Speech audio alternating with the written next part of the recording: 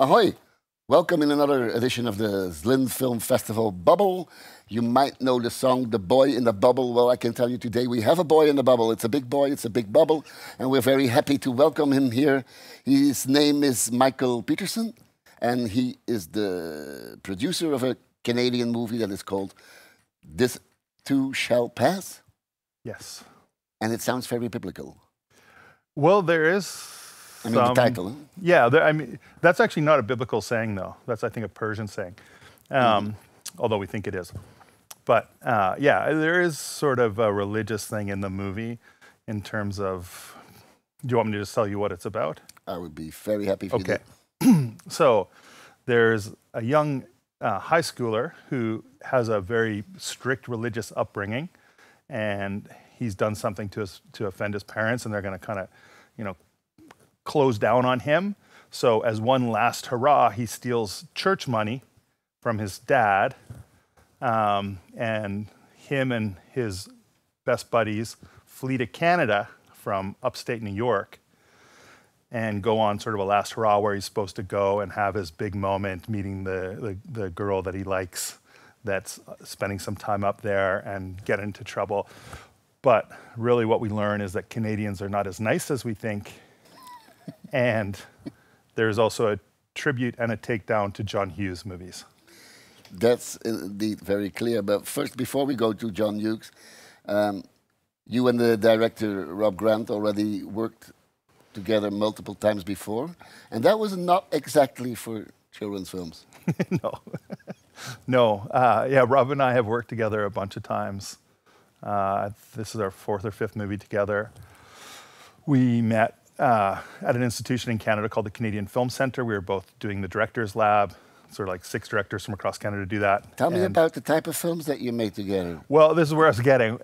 When we did that, we were both sort of the genre guys, and that is what we make, generally we make genre movies. So things that would play at a Sitges or a Fantastic Fest, and there's usually a lot more blood and guts.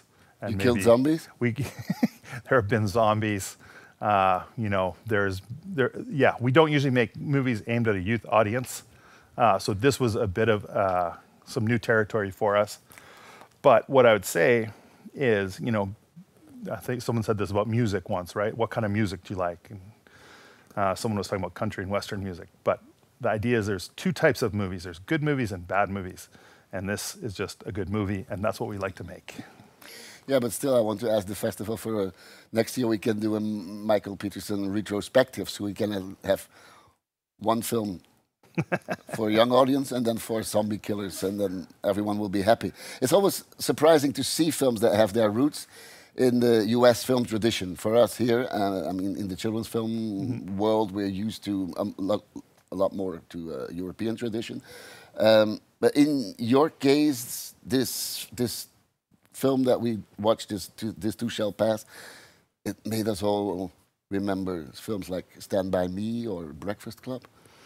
Yeah, which was, because I remember going to see Stand By Me as a kid, and I don't think it was exactly a kid's, it wasn't totally a kid's movie. No. Like there's a lot of swearing in it and adult themes and sort of... Well, in Europe we don't mind swearing. So. And we're sort of beside a very puritanical force in Canada, and probably have a little bit of that as well. But when I watched that movie, it didn't exactly seem like a kid movie. It felt like you were walking a line, and it was showing you something that was a little bit, verboten. Yes, the best vomit scene ever in the history of cinema. That and the Monty Python one, wafer thin mint. But yeah, so that's the tradition that we're coming from. Those are the films that we would have definitely grown up with. Rob's dad was dying when he wrote this movie, and these were some of the movies that him and his father watched together in terms of their bond. So I think there was a lot of subtext and sort of honoring his father and his time with him when he was writing the story. The story is set in the 80s? Yeah. Which is the era of bad taste and horrible haircuts? How much of that made it into the movie, according to you? I think enough, but I know Rob's memory of the 80s was a little bit more nicotine-stained kind of wallpaper and sort of a less prettiness, more of a roughness. but we do have some high bangs. Yeah. And, you know, we do have those other touchstones of the 80s, but it was a slightly different aesthetic look than sort of the cartoonish version, I guess, of the 80s. Yeah, true. Because, of course, there's a lot of references to the 80s teenage cinema, but I also recognize it as a kind of a tribute to road movies. Yeah, very much so. And those are hard to make. Mm-hmm. So taking these sort of outsiders and putting them into Canada, because in Canada, we are often mistaken as Americans, or we're sidelined as sort of like these cute people up north that are sort of polite and harmless. That's exactly what I thought when I saw you coming in. So I think it was fun that, you know, the first thing they do when they cross the border is they're like in an area of town that does not look very friendly, and they realize that, you know, some of those stereotypes are not maybe accurate. I was thinking that it could have been much more grim. Mm-hmm. There is a story of a boy versus the world. And in reality, it comes with a lot of anger and frustration most of the time. That's how I remember it. But in your case, it feels like there's a deep understanding underneath. Well, I mean, at that age, you know, like little things are big things. Mm-hmm. Like when your heart is broken, it's the end of the world. You know, as we get older and more experienced, some might say jaded, we, you know, lose the weight of some of that innocence. So at this time, from their perspective, I think all those little things are just huge things. And that was the way I know both Rob and I remember sort of growing up, just everything was a catastrophe. But it's no longer like that. Well, now we don't have time to do that because we're busy, you know, paying our mortgage and creating your next catastrophe. Making our next catastrophe, yeah. How did you prepare this? There's a bunch of 5 lead actors, and they have this fantastic rhythm together in the dialogues. And how did you prepare them to come across like one group, like one entity? Yeah, no, that's a big problem. In film, we don't often get the time that we would like to rehearse. You know, people show up and they might say hello to a couple people, wear their wardrobe and go on set, right, for scene 1. But what we did is we spent about 6 months auditioning actors for this, so that we could both get what was in Rob's mind for the type of people that he wanted, and he wanted people that were as age appropriate as possible. So we didn't want to hire the 24-year-olds that look like 17-year-olds or whatever. We wanted to get as close to sort of accurate as we could. And then we made sure we built in a rehearsal period time of a week or two, where these guys had to kind of just, you know, really, the big point of it was Rob can work with them, you know, kind of get to know some of their nuances, but also they get to spend time together so that they can build those bonds. And they really did hang out like every day. And that's how you worked on the rhythm of the dialogues, because it felt so authentic to me, the way these kids talk with each other. Yeah, that was what it was.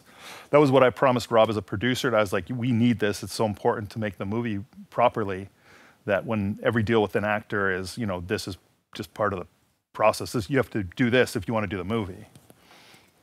Well, it came across really. Oh, really thank well. you so much. You've been here in Zlín already for a couple of days? Well, not even 18 hours, I don't think. So you still have to discover the city and the festival. Yeah, a bit. But the first little piece of information that they should have given you is that the city is all about shoes. It's built on an empire of... Bata. Yeah. Yeah, no, I want to buy a pair of shoes while I'm here. You should. And I love walking. So there is a Bata shop still in town. But that is the reason why, for every guest in our studio, we ask the same question. This is a city of shoes. Can you show us the shoes that you're wearing? Can you put your foot on the table and show us? And every shoe comes with a story. This is what we make yourself comfortable. Just put your foot on the table. These are my running shoes. And I was out walking around this morning, so I put on my running shoes because it felt, you know, appropriate to what I wanted to do. And I walked over here and had a nice coffee at a local cafe.